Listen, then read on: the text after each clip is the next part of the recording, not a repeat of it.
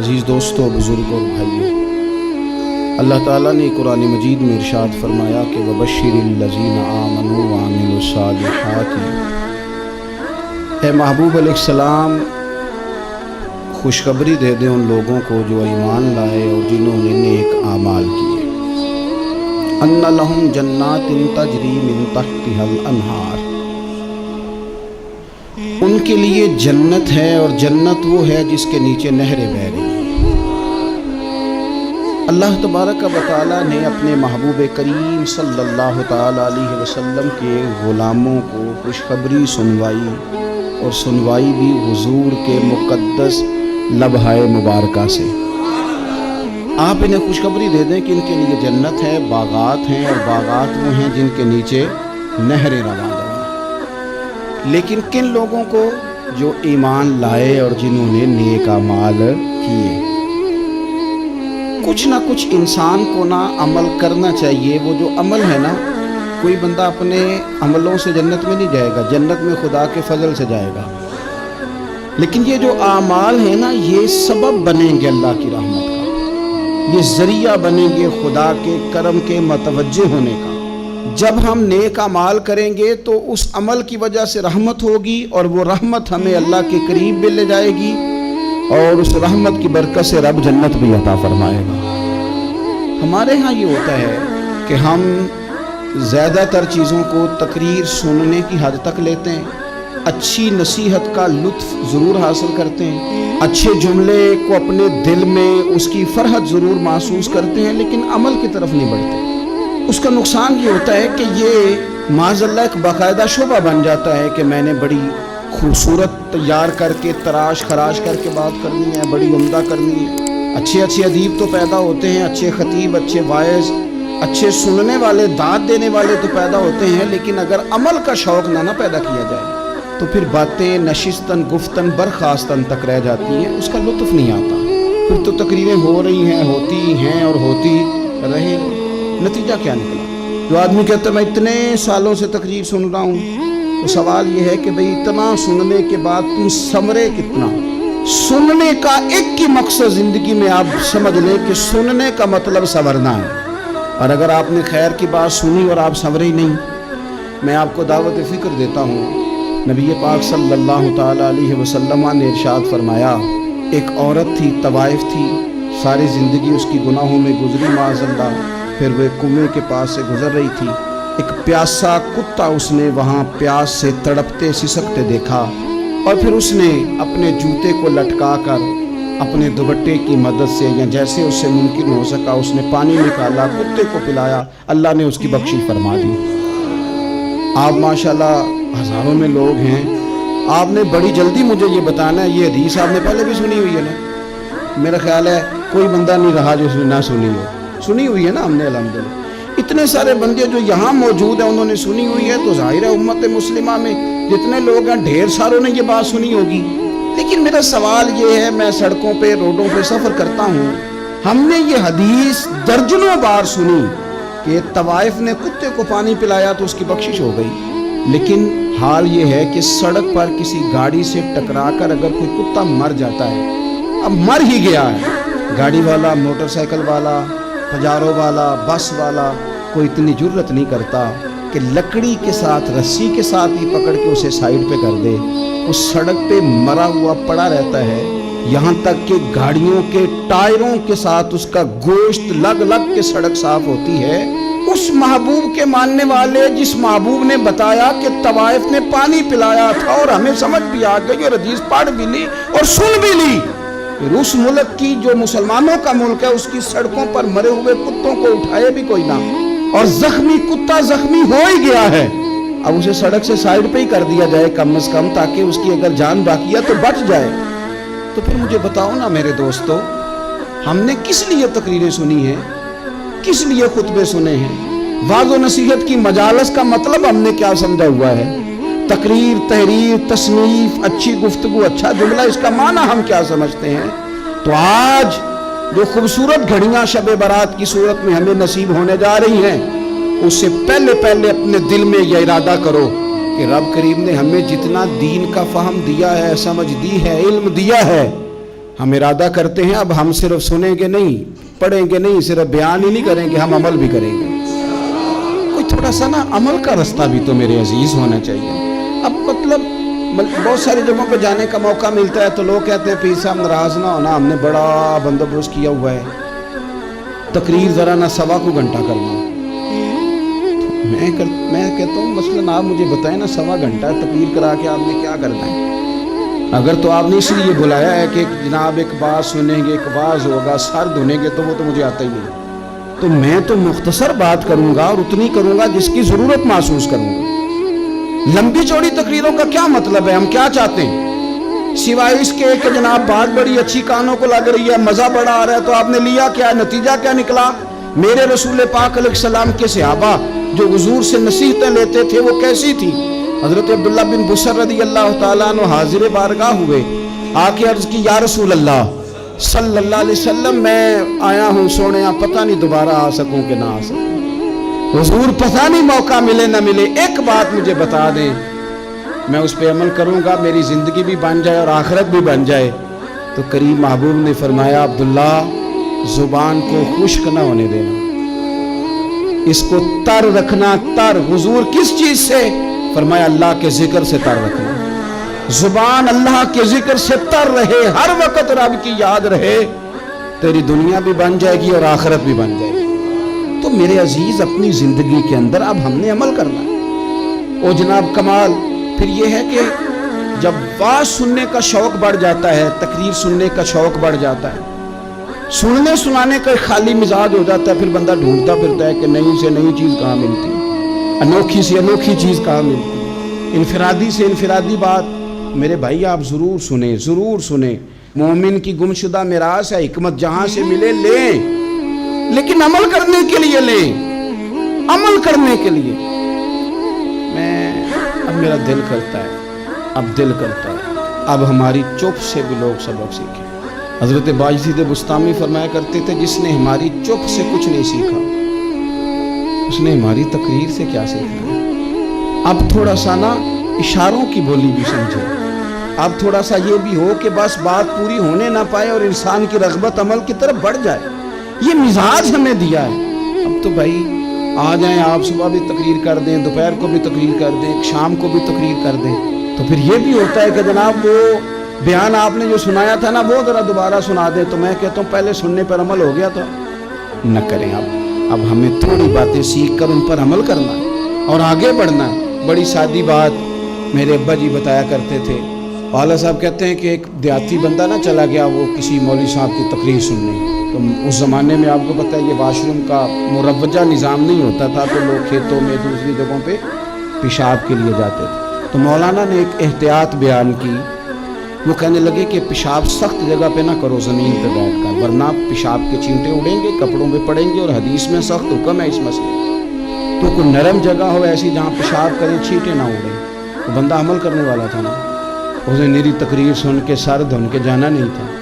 उसने इतनी सारी रेत ले ली, कपड़े में बांध ली, और वो उसने कंधे पे रखी हुई है। जहाँ पेशाब का वक्त आता पहले रेत बिछाता, फिर पेशाब करता ताकि मेरे कपड़ों पे न पड़े। एक साहब ने उसे कहा कोई हफ्ते बाद चलो बयान सुनने चलें। तो कहने लगा मैं पहले पे अमल कर लूँ, यही बड़ा है। मैंने तो इतनी सारी रेत, कंधा थक गया है मेरा, उस दिन से उठाई है। तो मैं नहीं चाहता कि नहीं भी सुनूं तो किसी और जगह में ये तफरीह तबाह के लिए बात को ना समझे। उस सादे आदमी ने जो हमें समझाया, मुझे और आपको, उस पर गौर करे कि कल भी सुना था, परसों भी सुना था, पीर साहब ने तरसों भी कहा था, शेख ने परसों भी कहा था, पिछले हफ्ते भी कहा था। तूने अगर शेख की भी नहीं सुनी, उस्ताद की भी नहीं सुनी, पीर की भी नहीं सुनी, और इस दौर के पीर जो सही काम करने वाले हैं, उस्ताद जो सही काम करने, मजबूर हो गया बेचारे। कहते हैं किसकी तरबियत करें। इस दर्द से कहा था हजरत सुल्तान बाहू ने। वो कहते हैं और रब दा तालब कोई भी नहीं मिले, इतने जो मिले है तालब ज़रदा। ये तो आए हैं कारोबार सीधा करने, फोटो खिंचवाने, फलां काम के लिए। ये तो वो जो हम देना चाहते हैं उसका तो मिजाज ही नहीं। पहले भी मैंने कहा था, फिर कहता हूँ मुझे शौक नहीं है। खुदा मुझे माफ़ कर दे उस दिन से पहले जिस दिन ये शौक हो कि मैं सवेरे जाऊँगा तो नोट लाऊँगा, तो शाम जाऊँगा तो नोट लाऊँगा। ये शौक नहीं है, तबीयत नहीं है, मन नहीं चाहता। لیکن یہ کہ یہاں بھی آ جائیں خطاب کر دیں یہاں بھی، او خدا کے بندو ہم کہاں اس قابل ہیں خطاب کریں؟ ہم نے تو نا جی ایک اذان دینی شروع کی ہوگی، صبح و شام ایک اذان پڑھتے ہیں، ہے یہ پیغام حضرت احمد رضا کہ بارگاہ نبی کے رہو با وفا۔ ہم تو کہتے ہیں ادھر آ جاؤ، ٹھوکریں کھاتے پھرو گے ان کے در پہ آ پڑو، قافلہ تو اے رضا اول گیا آخر گیا۔ ہم تو کہتے ہیں ادھر آؤ، اللہ رسول کی بارگاہ کی طرف رجوع کرو۔ اور وہ ایک جملے پہ اگر تو عمل ہو گیا، پیار سے باتیں کرتا رہتا ہوں، سب کے ساتھ نہیں کرتا، جس کا مجھے پتا ہو کہ یہ تھوڑا سہ لے گا۔ ایک دوست نے مجھے کہا کہ میں تو آتا ہوں تو مجھے علاقے کے لوگ کہتے ہیں ان کو بلاؤ، تو میں کہتا ہوں پورا عمل کرنا میری غلط ہے تو پھر میں باقیوں کو بھی لگا جاؤں، تو اگر تیرا ہی عمل نہیں ہو سکا تو باقیوں کو میں نے جا کے کیا سمجھانا ہے؟ تو ایک تو آج کی جو رات ہے، اس سے پہلے اپنے اعمال کی طرف میں اکثر کہتا رہتا ہوں کہ شب برات پہ ہر مسجد سے زور زور سے رونے کی آواز آتی، آنی بھی چاہیے۔ شب قدر پہ آتی ہے، عمرے پہ جاتے وقت لوگ معافیاں مانگتے ہیں، حج پہ جاتے وقت، اور کروڑوں لوگ یہ کام کرتے ہیں سال میں۔ اگر 25 لاکھ 26 لاکھ آدمی یا 50 لاکھ آدمی حج کرتا ہے اور وہ جانے سے پہلے معافی مانگ کے گیا، توبہ کر کے گیا، اور کروڑوں لوگ ہیں جو شب قدر میں ہیں، شب برات میں ہیں، اور انہوں نے کھل کے توبہ کی ہے، تو پھر میرے بھائی سویرے کرپشن ختم ہونی چاہیے نا ملک سے، سویرے 75% جھوٹ ختم ہونا چاہیے نا، ساری رات تو لوگوں نے توبہ کی، صبح 80% حقوق العباد کا مسئلہ حل ہونا چاہیے تھا کہ نہیں ہونا چاہیے، صبح ملاوٹ بہت حد تک ملک سے ختم ہونی چاہیے۔ تو کیا ہم نے سمجھ لیا ہے؟ ہم نے یہ سمجھا ہے کہ شب برات پہ بھی بس ایک رسم ادا کرو، آؤ تھوڑی توبہ کرو چھٹی کر جاؤ، آئیے شب قدر تو توبہ کرو چھٹی کر جاؤ۔ کیا یہ ہم نے مطلب سمجھ لیا؟ حج کرنے گئے، رب کی بارگاہ میں حاضر ہوئے، رسول کریم کی بارگاہ سے بھی جو ہو کے آ جائے اور بدلے ہی نہ، وہاں تک جائے اور بدلے ہی نہ۔ مدینے گئے، کعبے گئے، کربلا گئے، جیسے گئے تھے گھوم پھر کے ویسے ہی آ گئے۔ نتیجہ کیا ہے؟ اپنی زندگی نتیجہ خیز بنائیں۔ آج اس خوبصورت موقع پر جب شب برات ہمارے سامنے کھڑی ہے، اپنے ذہن میں تہیہ کریں کہ اب ہم نے بدل جانا ہے۔ شوگر ہو جائے تو بدلنا پڑتا ہے، اللہ معاف کرے چینی چھوڑنی پڑتی ہے، من پسند مٹھائیاں چھوڑنی پڑتی ہیں، بدلنا پڑتا ہے۔ بلڈ پریشر ہو جائے تو یارو بدلنا پڑتا ہے۔ اگر انسان کو خدا نہ خواستہ کوئی مرض لگ جائے تو بدلنا پڑتا ہے۔ اولاد پیدا ہو جائے تو بدلنا پڑتا ہے۔ گھر میں بیٹیاں پیدا ہو جائیں تو بوڑھے باپ کو بدلنا پڑتا ہے۔ بال سفید آ جائیں تو پھر بھی تو بدل جانا چاہیے۔ انسان کی عمر 40 سال ہو جائے تو پھر بھی تو بدل جانا چاہیے۔ شب برات پہ توبہ کرے تو پھر بھی تو بدل جانا چاہیے۔ اب بدل جائیں، اب ہم بدل جائیں۔ اب نہ درد ہوتی ہے، گاڑی میں بیٹھے تو کمر پہ درد ہوتی ہے، اب ہم بدل جائیں۔ اب لوگ بتاتے ہیں تیرے بال سفید ہونے لگ گئے، اب ہم بدل جائیں۔ اب لوگ ہمیں کہتے ہیں بچے جوان ہو گئے، اب ہم بدل رہے نا یارو۔ اب لوگ ہمیں کہتے ہیں کہ اوہو اب تو آپ اٹھتے وقت زمین پہ پہلے ہاتھ رکھتے ہیں پھر اٹھتے ہیں، اب بدل نہ جائیں۔ اب محسوس ہوتا ہے کہ نیند گہری نہیں آتی، اب محسوس ہوتا ہے کئی جسم میں تکلیف ہے، اب بدل نہ جائیں۔ اب نہ کئی کلاس فیلو چلے گئے دنیا چھوڑ کے، بدل نہ جائیں۔ اپنے بہن بھائیوں میں سے کئیوں کا جنازہ پڑا، بدل نہ جائیں۔ ہم میں سے کئیوں نے ماں باپ دفن کر دیے، پھول ڈال دیے قبروں پہ، بدل جائیں۔ اب وقت تھوڑا رہ گیا، اب کچھ تبدیلی کی طرف آئیں، اب توبہ صحیح والی کر لیں، اب استغفار دل سے پڑھیں، اب تبدیل ہو جائیں، اب اپنے اندر باہر کچھ تبدیلیاں لائیں، اب اپنے ظاہر اور باطن کو سنواریں۔ اب اللہ رسول کی بارگاہ میں جانا ہے نا تو کہیں ایسا نہ ہو شرم آئے حضور کے سامنے کھڑے ہوتے، حیا آئے نبی کریم کی بارگاہ میں کھڑے ہوتے۔ اب کچھ تبدیلی لائیں، آج ارادہ کریں کہ آج جو توبہ کریں گے وہ صحیح والی کریں گے، آج جو وہاں استغفار کریں گے اللہ کے حضور حاضر ہو کے تو وہ صحیح والا کریں گے۔ اب کچھ تبدیلی کا مزاج لائیں۔ اور پھر ایک اور بات بھی عرض کروں، ہمارے ذاتی تعلقات سارے دھوکہ ہیں، ہماری جیبوں میں مال سارا دھوکہ ہے، हमारे बुलंदो बाग दावे सारे धोखा हैं, हमारे बड़े बड़े रुतबे सारे धोखा हैं। बड़े ताल्लुकात थे बेटे के, पर माँ बीमार थी तो उसे सेहत तो नहीं ताल्लुकात की वजह से मिल सकी। बड़े ताल्लुकात थे ना बेटे के, लेकिन जब बीमारी जोर पकड़ गई तो फिर क्या कर सका। बड़े ताल्लुकात थे, बड़ा पैसा था जेब में, बड़ा कुछ था, लेकिन जब जनाब इज़राइल आए तो फिर कोई कुछ भी ना कर सका। फिर अपने रह गए और जिसको जाना था वो सब चले गए। तो ये जितनी चीज़ें हैं ना, ये कुछ नहीं है, ये धोखा है। सच सिर्फ अल्लाह रसूल की ज़ात है, हकीकत सिर्फ दीन है, असल सिर्फ वो बारगाहें हैं। धोखे में ना जिंदा रहो। छोड़ दो ये बात करनी के बड़े ताल्लुकात है, छोड़ दो ये बात करनी कि बड़ा पैसा है, छोड़ दो ये बात करनी कि बरादरी कबीले इलाके में बड़ा कुछ भी नहीं है। कुल्लु मन अलैहा फान, हुए नामवर बेनिशां कैसे कैसे। देखो ज़मीन खा गई और जवां कैसे कैसे। मैं मौलाना नूरानी की कब्र पे खड़ा था तो मैं कह रहा था, मकदूर हो तो खाक से पूछूं कि ऐ लईम, तूने वो गंज हाय गरा माया क्या किए। इतने बड़े लोग तो ले गई, इतने बड़े लोग, इतने बड़े लोग कब्रों में किधर गए। सुल्तान महमूद गजनवी कहाँ हैं, शहाबुद्दीन गौरी कहाँ हैं। वो लोग जो मैदानों में आकर सिर्फ उनका नाम लिया जाता था तो दुनिया कांप जाती थी, वो कहाँ गए। उठ गए सब लोग, चले गए, खत्म हो गया मामला।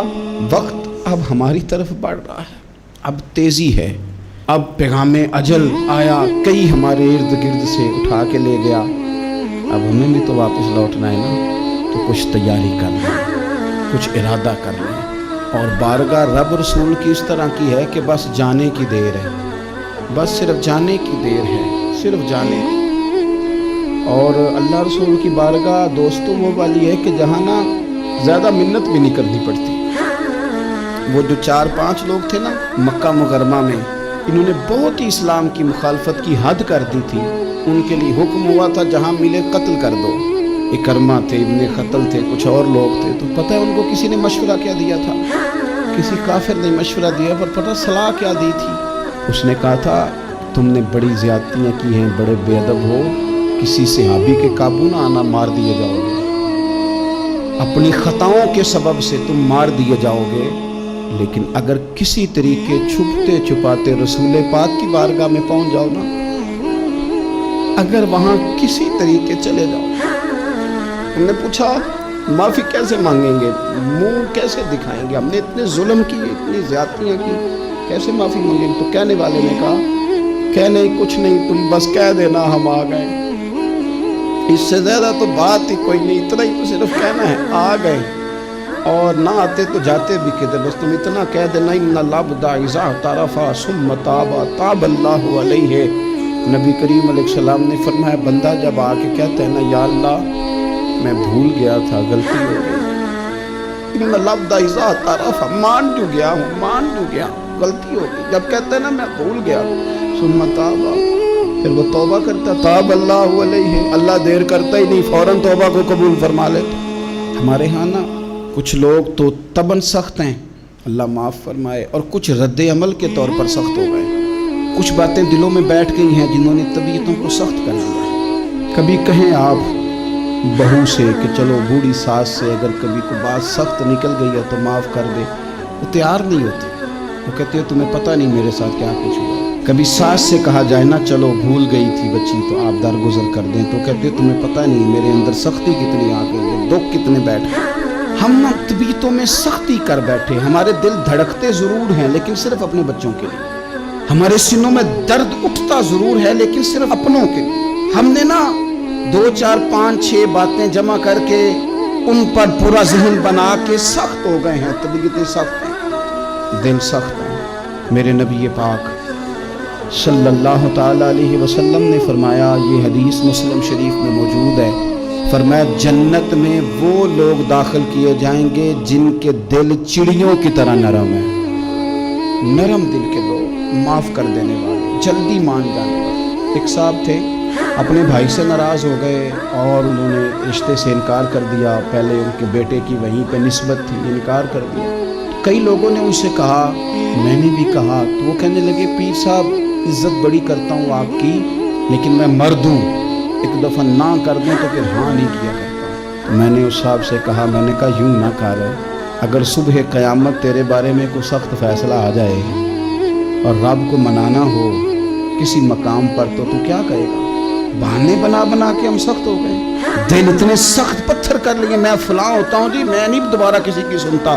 اور خدا کے بندو, میرے نبی پاک علیہ السلام نے فرمایا مومن تو اس طرح ہوتا ہے جس طرح اونٹ کے ناک میں نکیل ہوتی ہے, بٹھا دو تو بیٹھ گیا, اٹھ جاؤ تو اٹھ گیا. اور حضور نے فرمایا وہ لوگ جو بہت بد اخلاق ہیں, جھگڑالو ہیں, فسادی ہیں, سخت دل ہیں, وہ لوگ جنت میں نہیں جائیں گے.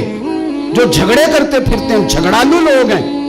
عزیز دوستو, اپنی زندگی کے اندر طبیعت میں نرمی, اگر طبیعت نرم ہو گئی نا جی, مزاج میں نرمی آ گئی, تو پھر آپ محسوس کریں گے کہ آپ معاف کرتے بھی جلدی ہیں اور معافی دیتے بھی جلدی ہیں. پھر آپ کے تعلقات بچیں گے, آپ کی نسبتیں بچیں گی, آپ کے بہت سارے رشتوں میں قربت آئے گی, ٹوٹیں گے نہیں. ایک تو دل نرم کریں, کسی شخص کے بارے میں دل میں کوئی بات ہے تو اسے معاف کریں اور معافی دیں. کچھ لوگ بالکل ٹھیک ٹھاک ہوتے ہیں, کوئی ناراضگی نہیں ہوتی, لیکن آپ نے بچی کی شادی کا کارڈ دیا نہیں تو فوراً ناراض ہو جاتے. اور پھر آپ سمجھا رہے ہیں, قائل کر رہے ہیں, وہ تیار ہی نہیں ہے قائل ہونے کو. سنو, اور اس حدیث کو یاد رکھنا, نبی پاک صلی اللہ تعالیٰ علیہ وسلم نے فرمایا جس کے پاس اس کا بھائی عذر لایا, بھائی معافی مانگنے آیا, اگر اس نے معاف نہ کیا, اللہ کے حبیب فرماتے میرے حوض کوثر پہ نہ آئے. تو سخت ہو کے بیٹھ گیا, تو کہتا ہے میرے سے پہلے سنے, میں آپ کو بتاؤں اس نے میرے ساتھ کیا کیا. اور ٹھہر جا, اگر حساب کتاب کے بعد معافی والا اصول رکھ لیا جائے کہ پہلے حساب کتاب ہوگا, غلطیوں کا مداوع ہوگا, پھر معافی ہوگی, تو یہی حساب اگر رب کریم بندوں کے ساتھ کرے تو پھر میں اور آپ کدھر جائیں گے. تو اس سادی بات پہ آ جاؤ نا, تو 2 جملوں میں حضور نے سمجھائی ہے. فرمایا تم رب کے بندوں کو معاف کر دو, اللہ تمہیں معاف کر دے گا. تو آج کی شب سے پہلے, آج کے دن سے پہلے, رمضان المبارک کے تشریف لانے سے پہلے اپنی طبیعت کے اندر ایسا ذوق لائیں, ایسی طبیعت لائیں کہ ہم نے معافی دینی بھی ہے اور معافی لینی بھی ہے. بعض اوقات ہم رسم ادا کرتے ہیں شب برات سے پہلے, یہ سوشل میڈیا پہ چل گیا, فلانے کو فلان کہہ دیا, اگر کوئی کبھی ہوئی نا تو معاف. ایسے تو نہیں نا معافیاں ہوتی, ہمیں پتہ ہوتا ہے ہم سے کون ناراض ہے, ہمیں خبر ہوتی ہے ہم نے کس کو تکلیف دی, ہمیں پتہ ہوتا ہے کس نے ہمارے لہجوں سے پریشانی پائی ہے, کون ہے جو ہماری وجہ سے اذیت کا شکار ہے, تو اس سے جا کے معافی مانگے. تو یہ چیزیں معافی کا سبب بن جائیں گی. اور پھر میرے نبی پاک صلی اللہ علیہ وسلم نے 2-4 چیزیں اور بھی بیان کی ہیں, میرا دل کرتا ہے کہ وہ بھی ذرا آپ کو عرض کر دوں. حضور سید عالم علیہ السلام نے نا جنت میں لے جانے والے جب اعمال بیان کیے تو حضور علیہ السلام نے فرمایا کہ ایک تو زکوٰۃ صحیح ادا کرنا, شرک سے بچنا, توحید پہ قائم رہنا, اور زکوٰۃ ٹھیک ادا کرنا, اور اپنے رشتہ داروں سے اچھا سلوک کرنا, جنت میں داخل ہو جاؤ گے. یہ جو ہمارے زیادہ قریبی لوگ ہوتے ہیں نا, ان کا حق بھی شریعت نے زیادہ رکھا ہے, اور یہ بعضوں کا تکلیف بھی زیادہ دیتے ہیں.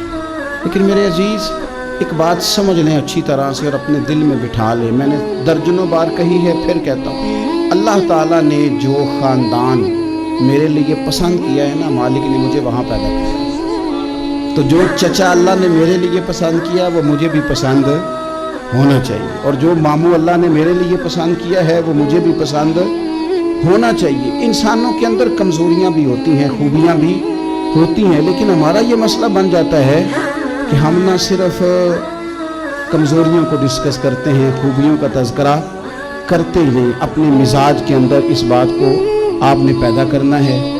آج ایک اور ارادہ بھی کریں, ایک اور اپنے ذہن کے اندر بات بھی زیادہ شوق کے ساتھ پیدا کریں. آپ یہ کوشش کریں کہ اپنی صلاحیتوں کو دیکھیں کہ آپ میں کیا خوبی ہے, بولنے کی ہے, لکھنے کی ہے, مال خرچ کرنے کی ہے, کسی کو پیغام دینے کی ہے. مسجد نبوی شریف میں ایک بی بی صرف جھاڑو خالی دیتی تھی، بیمار ہو گئی تو سرکار تیمارداری کرنے گئے اور صحابہ نے حضور کو اطلاع دیے بغیر تدفین کر دی، جنازہ پڑھا دیا، تو حضور نے قبر پہ کھڑے ہو کے دوبارہ جنازہ پڑھایا۔ اپنے وجود کو بیکار نہیں رکھنا، اس سے کوئی کام نہیں۔ اللہ فرماتے ہیں افحسبتم انما خلقناکم عبثا وانکم الینا لا ترجعون، فرمایا تم کیا سمجھتے ہو ہم نے تمہیں بیکار پیدا کیا ہے، اور کیا سمجھتے ہو تم نے لوٹ کر ہمارے پاس آنا نہیں؟ ایک ذرہ بھی تو بیکار نہیں ہو سکتا، لہذا میں کسی شخص سے بیزار نہیں ہو سکتا۔ اپنی اس صلاحیت کو ضائع نہ کریں۔ ہم نہ بہت سارا وقت ضائع کر رہے ہیں، ادھر ادھر موبائل کھول لیا، دیر تک فلانی چیز دیکھی، پھر فلانی دیکھی، پھر فلانی بحث کی۔